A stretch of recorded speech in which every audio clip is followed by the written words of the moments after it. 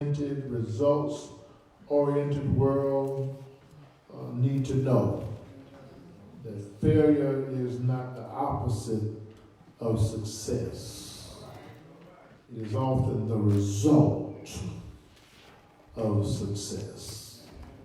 Now, I know that went over some folk head. Amen? That failure is not the opposite of success. It is often the result of success. Because the fact that Elijah had been successful is not even really open to debate. He had done what every prophet like him would have liked to do. He predicted a drought, and it was painfully dry for 3 years. He challenged the priests of Baal to battle, and he won. He prayed for rain away with drought, and the rain came in torrents. I mean, he got an A+ in prophecy, and the added pleasure of calling Queen Jezebel to her face, a witch with a capital B. He should have been happy and pleased with himself and content to retire and write his memoirs. But we don't see him doing that. What we see him doing, not here at the height of those powers of Noah in the midst of strength, but we see him at the lowest place and point of his life, where self-pity, fear, self-doubt has overwhelmed him to the point that he desires death. To any more of the same. He's at a cave because he is in flight, you remember, from Jezebel and her promise that she would kill him. And then he is in flight from himself. He went into hiding, and in the words of our time, a state of deep depression.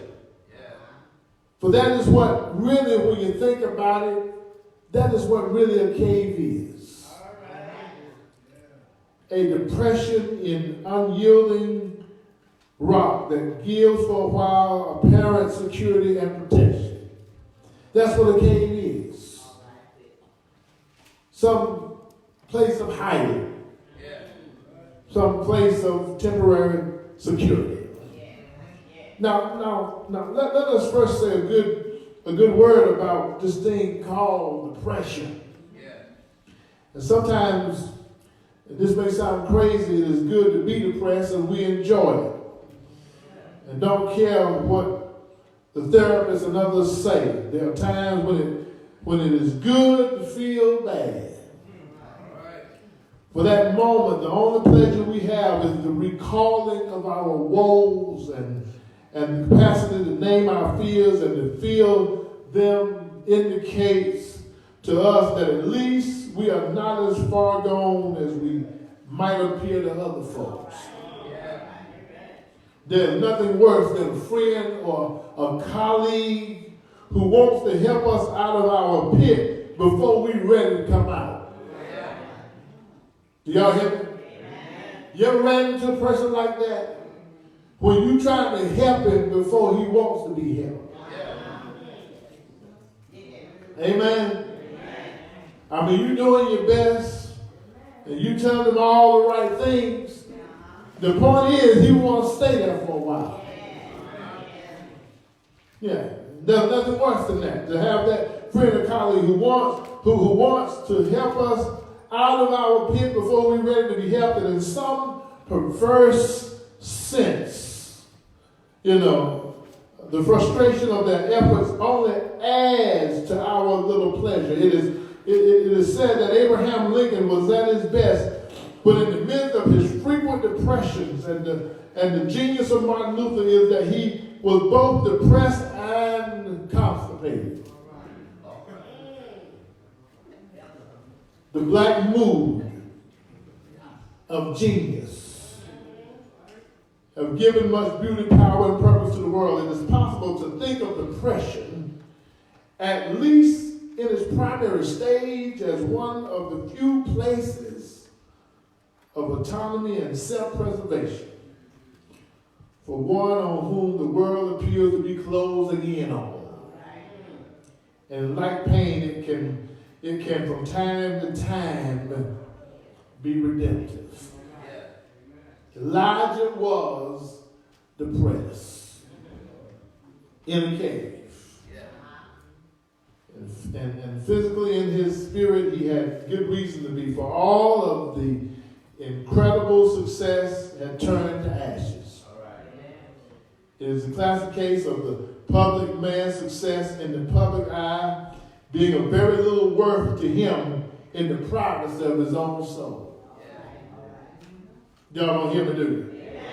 The conflict between expectation and experience is really tough. It's tough enough. But what happens when your sense of success yields on to the notion of a great fall to come? It's just the opposite of our expectations. It ought to be that small successes lead to larger successes and to the largest successes possible. Onward and upward forever. The sort of theology of optimism that once flourished in America 8 years ago. But we know the truth that the more we have, the more we stand to lose. And the more we accomplish, the greater even smaller failures appear to be. Athletes, businessmen, scholars all know that each success is an opportunity for an even greater failure. And also we are victims many times of burnout somewhere around the age of 35. The price of success is often the fear of failure. And it is with this bill in hand that Elijah, the prophet of the Lord, hides himself in the cave. No one can get him out. No one can get to him there, but neither can he go. No one can get him there, that is, except the Lord, who is always lurking about and interrupting the privacy of his prophets. It is the Lord who puts the question at the mouth of the cave, what are you doing here, Elijah? Do y'all hear me? What are you doing here? And of course, God knows exactly what Elijah is doing in the cave. He is feeling sorry for himself. I have been very jealous for the Lord, for the people of Israel, have taken your covenant, thrown down your altars, slain your prophets with the sword, and even I only am left, and they seek my life to take my life away. He had done all the right things and has succeeded in doing them, and that is not the irony here. It is not that he tried and failed, or didn't know what to do and therefore did not try at all. No, he knew what he was supposed to do. He did it and he succeeded. Yes, he succeeded. And yet, where was the victory? Where was the glory, the happiness, the sense of vindication? Elijah was tired. This successful prophet, with all these battles that he had won, yet he is tired, very tired of success, and tired of the fear of failure. He was exhausted by all of his days. We ain't talking about the prophet Elijah. We ain't talking about someone that had been trying and falling short and trying and it just wasn't good enough. Trying but always missing the mark. We're talking about a prophet that had tried and succeeded. Done everything he set out to do. Do y'all hear me? He's been successful. But here he was exhausted, worn out, not by failures, but by successes. Isn't that crazy? Amen? Maybe that gives you a better view of how sometimes when you hear tell of it always messes us up. When we hear tell of successful people, committing suicide, taking their lives, and, millionaires, people that got the money to get any kind of material item they want, any kind of help they want, any kind of, therapists and things that could seemingly be able to work with them and help them, but having access to all of that yet does not bring them the happiness that they desire. Do y'all hear me? And with all that they have, they feel like their only option is to check up out of here. Successful people. Do y'all hear me? Isn't that strange? So here we find Elijah successful at the mouth of the cave, and the Lord raises the question, what are you doing here, Elijah? Elijah, what are you doing here, asked the Lord. Nothing at all. Here the prophet of Israel learns his second lesson. For if the first lesson is that failure is often the price of success, the second is that being in God rather than doing for God. Catch that now. Being in God rather than doing for God is the ultimate sign of faithfulness. He had done so much, done it well, was now incapable of doing anything. He was to be done unto. And God sends him to stand at the mouth of a cave where the doing is done by God. The mighty wind, the earthquake, the tempest, the fire, and yet the Lord was not in any of these. Now, what can this mean? After all, God was and is the God of nature. Able to do all things. Do y'all hear me?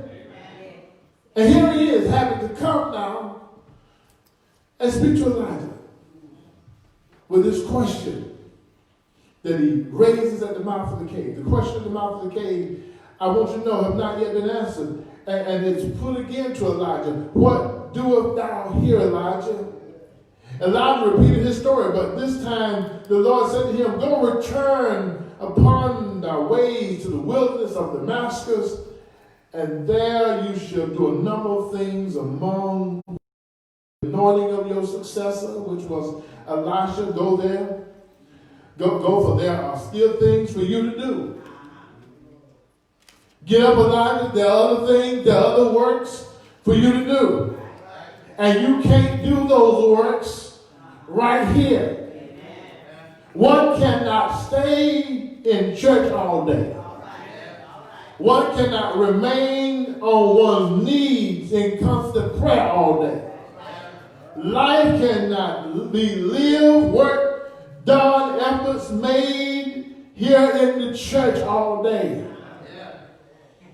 It is true for the promise of the Lord, and it's true for us. Do y'all hear me? This is not, however, simply a call to work as before, as if nothing had happened. Elijah returned to his work, learning perhaps for the first time in a long while that it was God's work and not his that he was about. He learned that you cannot do unless you can be.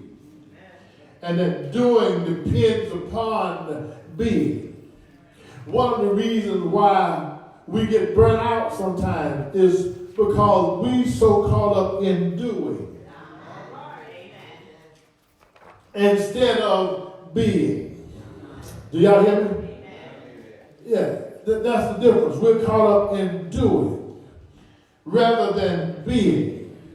I'm so caught up in being whatever God has purposed me to be that I don't worry so much about the work that has to be done. Y'all hear me? Y'all will get that later. That when we really get caught up in just simply being, it makes doing a whole lot easier. Y'all hear me? You're not so depressed about it. It's not so tiring on you. You're not getting so frustrated because at the end of the day, what you are more concerned with is that of being the preacher, the pastor, the deacon, whatever it is God has called you to be. You're so concerned with just being that whatever you got to do to be it doesn't even matter. Do y'all hear me? Being rather than doing.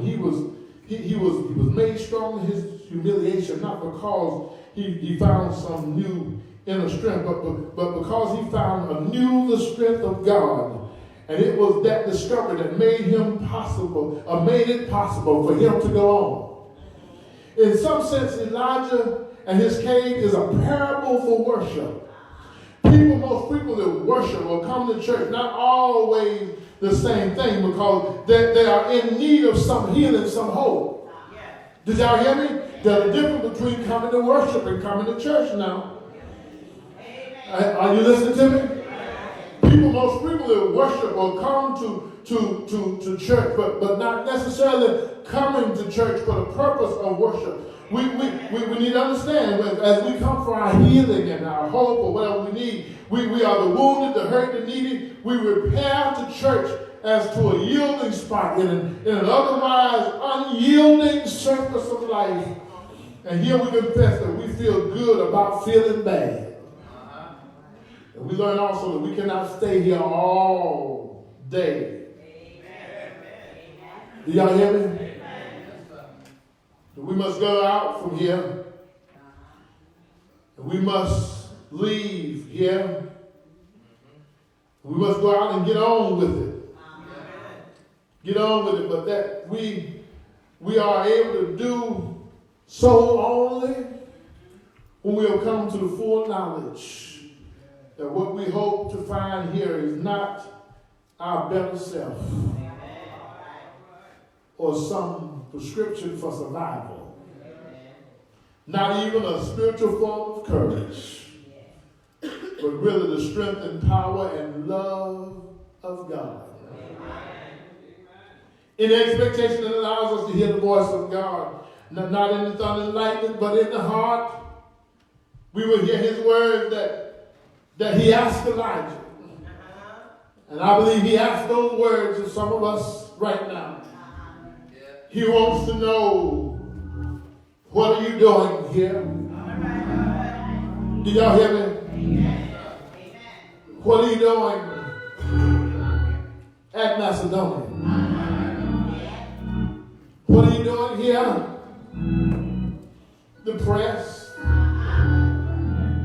What are you doing here? Frustrated? What are you doing here? Isolated? What are you doing here? Alienated? Yes. I believe he's raising the question now to somebody right here and now. You don't hear it, but he's asking you, what are you doing here? I know this may feel like a place of refuge. I know that we come to church because it gives us a sense of security. We come here because it gives us a moment of escape. Yeah, for we can lay all our burdens down. We can tell God all about our trouble. Yes. And I know that we feel good about coming here Sunday after Sunday. Lord, but I would have you know that you can't live here. And this can't be the only place that you have joy. This can't be the only place that you have a sense of peace. This can't be the only place that you have some happiness. Y'all hear me? You gotta learn to get what you need while you're here. And go on and live your life away from here. Y'all hear me? And know that God will give you strength for the struggle. And God will give you joy for your journey. Y'all don't hear me? What are you doing here? Yes. This can't be just your place of momentary pleasure. Yeah. But you need to get what you need and get on with your life. Get what you need so you can go face tomorrow. Hold on. Get whatever you need so you can get on with your life. Y'all hear me? Week after week, day after day, you're gonna be a little bit better. But y'all hear me? You don't get worse the more you come to church. But you get better the more you come.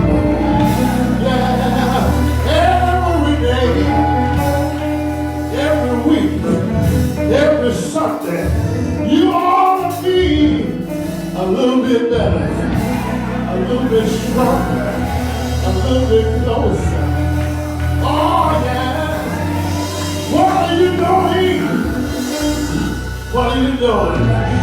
I'm here to get what I need.